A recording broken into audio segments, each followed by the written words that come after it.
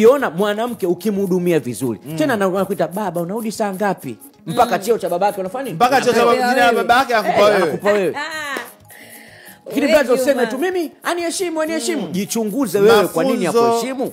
mafunzo mabaya ya kwenye ndoa yanasababishwa na wewe mwenyewe the way nyumba yako unavyoitreat ukimtreat vibaya mtoto wa kike basi nyumba yako lazima iteteleke kabisa. Lakini Juma na Babuidi sijui sasa kwa sababu Juma ushakuwa kwenye ndoa nani Babuidi yupo kwenye ndoa mpaka sasa hivi wanasema jinsi ambavyo utaanza kwenye uchumba hapa mwanzoni ndivyo hata kwenye ndoa sio kwamba mambo yatabadilika sana hasa kwenye masuala ya tabia inawezekana wakati mmeanza ndivyo ambavyo mtaenda si ndio maana nakwambia Hadija umeongea vizuri sana yani iko hivi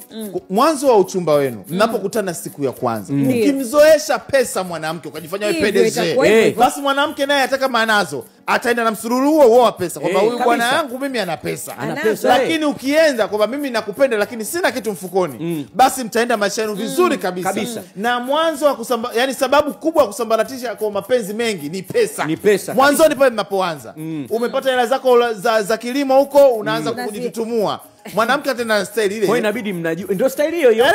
mnaenda nayo ndio ambao mmekulia kwamba tukipata ndoa mnendo hatuna uwekezaji sisi kazi yetu ni kutumia kula bata. Lakini Hadija ndio hiyo unavyosema kwenye uchumba mnazoezana unamjua mwenzako vizuri tu na wewe inabidi ujiachie na mwanaume pia naye inabidi ujiachie bwana mimi siku zangu za kukosa hela ni hizi mwisho wa mwezi mji wa kwangu. Ndio maana Hadija nikwambie umeona maisha ya uchumba labda mimi nimekuapproach wewe nimekutaka siku ya kwanza wewe lazima nijitutumue kama mwanaume ili umbi langu kwako likubalike. Lakini sasa mkishazoeana muweke wazi mwenzako kwamba bwana sikiliza mimi pale nilikuwa nakufukuzia tu sasa hivi mimi maisha yangu mimi nabeba madumu sikiliza kipato changu ni 1 2 3 4 5 kama utanipenda nipende kama hunipendi basi familia labda si riziki yangu umeelewa vizuri mweke wazi. Na kama mmeshazoeana hapo katikati mimi na imani tushakaa miezi 6 leo hii nakwambia uhalisia wa maisha yangu Hadija utaniacha kisa nimekwambia ukweli uhalisia maisha yangu sasa ubaya ni kwamba kama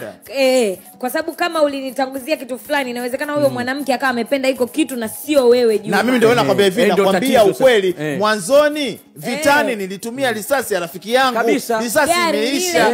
niliazima mwambie ukweli mwanamke